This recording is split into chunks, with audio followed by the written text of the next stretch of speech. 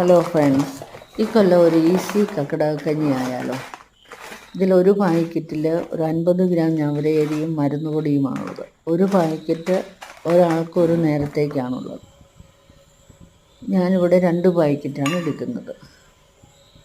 ഈ മരുന്ന് പൊടിയിൽ നമ്മൾ സാധാരണ ഈ ഉലുവാക്കഞ്ഞി അല്ലെങ്കിൽ കർക്കിടകക്കഞ്ഞി ഉണ്ടാക്കുമ്പോൾ ഉപയോഗിക്കുന്ന എല്ലാ ഇൻഗ്രീഡിയൻസും അടങ്ങിയിട്ടുണ്ട്. ഉലുവായ്, മോദകം, ജീരകം, വിഴാലരി, ഏലത്തരി, പെരുംജീരകം, ചുക്ക്, മുത്തങ്ങ,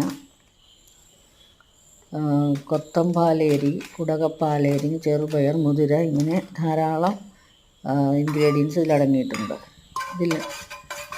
ഈ 50 ഗ്രാം അരി നമ്മളൊരു 1/2 ലിറ്റർ വെള്ളത്തിൽ മരുന്ന് പൊടിയും ചേർത്ത് വേവിച്ച് കഞ്ഞിയാക്കുക. ഇനി ഇത് കുക്കറിലാണ് വെക്കുന്നതെങ്കിൽ മരുന്ന് പൊടി കഞ്ഞി വെന്തതിന് ശേഷം ചേർത്താൽ മതി.